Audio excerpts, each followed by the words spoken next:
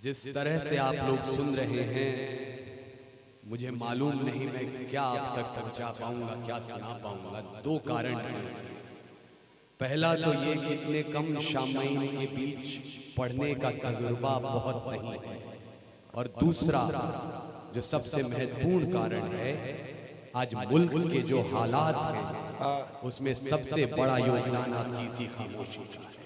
तो मैं कोशिश करूंगा कि 2 मिनट आपके लूं, और अगले 2 मिनट के बाद अगर समस्तीपुर में आप लोग अपने मोबाइल फोन अपने साथ लाए हो, इस जगह का तापमान देखिएगा 10 डिग्री उठ नहीं गया, तो यहाँ से बैठने के बाद मुझे बताया जाए। क्या तारीख गवाही देगी इस लाल हकीकत की।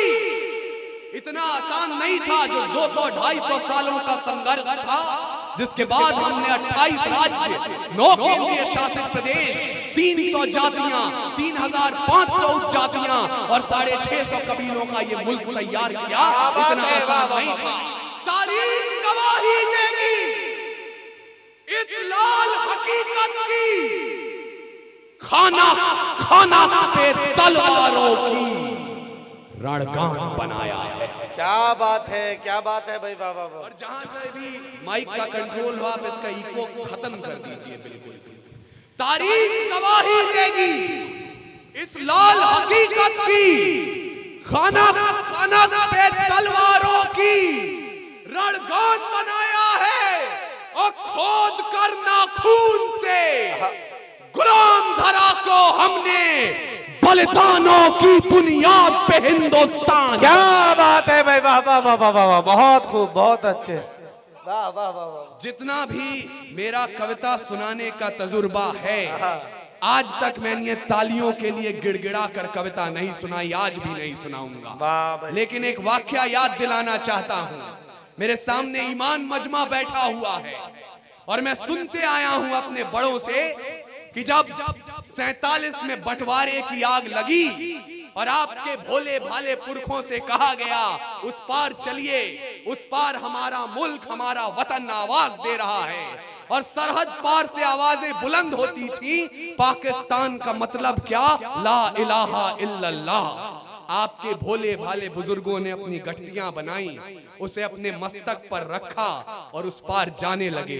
तभी अचानक जामा मस्जिद की सीढ़ियों पर अपनी दाढ़ी को अपने आंसुओं में भिगोकर एक बुजुर्ग सामने खड़ा हो गया, मौलाना अबुल कलाम आजाद, और बोलने लगा, कहां जा रहे हो मेरे मुल्क के मुसलमानों, इस जमीन में तुम्हारे पुरखों की विरासत दफन है। आपके बुजुर्गों ने गठरियां नीचे रखी, लेकिन एक सवाल किया।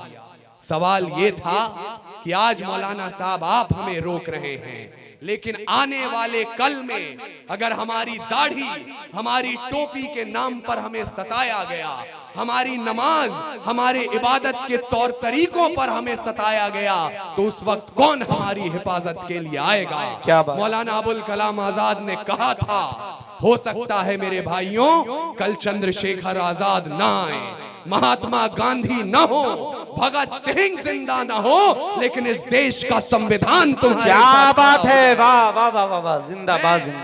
उस कौम के सामने हूं, तो मैं कल्पना कर रहा हूं कि मौलाना साहब ने यह भी सोचा होगा कि अगर अशफाक उल्लाह खान के बेटों पर प्रश्न उठाया जाए, अगर उनकी विरासत पर प्रश्न उठाया जाए, तो कल चंद्रशेखर आजाद न हो, भगत सिंह न हो, महात्मा गांधी न हो, लेकिन कोई भोला मिश्रा, कोई अमरेंद्र दुबे, कोई अपूर्व विक्रम शाह समस्तीपुर के मंच पर खड़ा होकर बोल रहा होगा, ये सूर कबीर तुलसी की पाती, हाकिम का फरमान नहीं है।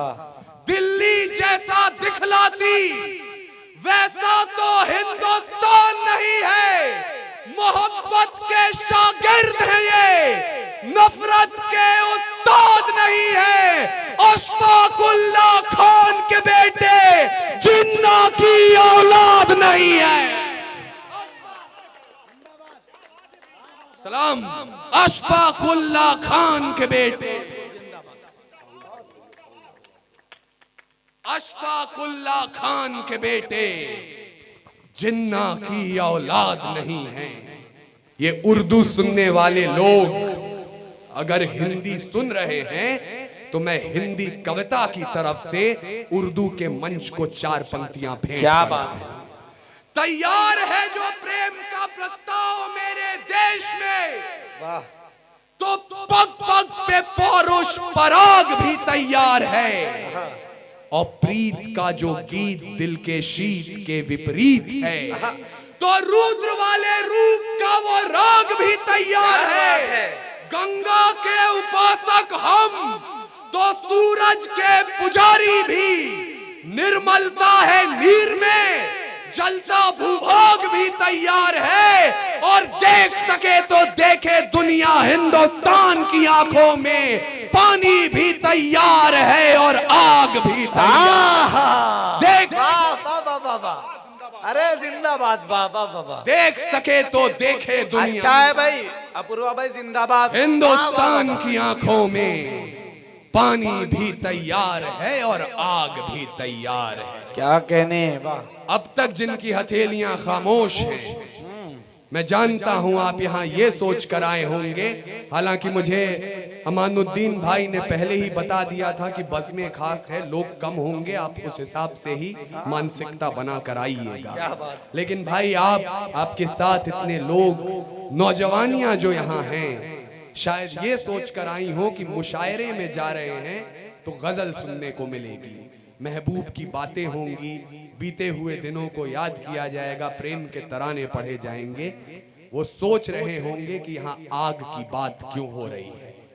तो नौजवानों, ये कमसिन सी कलियां, ये महकती हवाएं, ये पायल की छमछम जो पास बुलाएं, ये रुखसार की लाली, ये जुल्फों के साए, ये कमर की लचकन, ये गुंजित सदाएं, ये मोहब्बत की बातें, ये महबूब की यादें, ये बुझते चरागों को बेशक हवा दें। इन्हीं की बदौलत है महफिल में रौनक, इन्हीं से वफा की अशरफी दमकती, इन्हीं से हिज्र की रातें हैं कटती, इन्हीं से जवानों की आंखें चमकती। ये इश्क सवेरे की आस में है और रातों को जुगनू की तलाश में है। पर हमें आग पीने दो जिंदा जवानों कि जुगनुओं पे हमको भरोसा नहीं है। और लड़े हैं सदा ही मशालों को लेके, अंधेरे को हमने भी कोसा नहीं है। न आंखों को झीलों से तशबीह दी है, न जुल्फों को बादल का नाम दिया, न मुस्कान को उनके है चंदा कहा, न रातों की बाहों को जाम दिया। जवानों के हाथों की उठती तड़प को शमशीर ही दी है, गुलाब नहीं। उनके नहाने के बाद भी पानी को पानी कहा है, शराब नहीं। हम ही है राणा बिस्मिल भगत, यूं ही रूप अपने बदलते रहेंगे। और भारत को उजाले की पड़ी जो जरूरत, तो जलते रहे हैं और जलते रहेंगे। वाह वाह वाह वाह, जिंदाबाद भाई, वाह। मुझे लगा कि अब समस्तीपुर में कुछ जिंदा लोग अपूर्वा भी। भाई, बहुत जिंदाबाद भाई। शुक्रिया। वाह, वाह, वाह, वाह। हम ही है राणा और बिस्मिल भगत, यूं ही रूप अपने बदलते रहेंगे। और भारत को उजाले की पड़ी जो जरूरत, तो जलते रहे हैं और जलते रहे।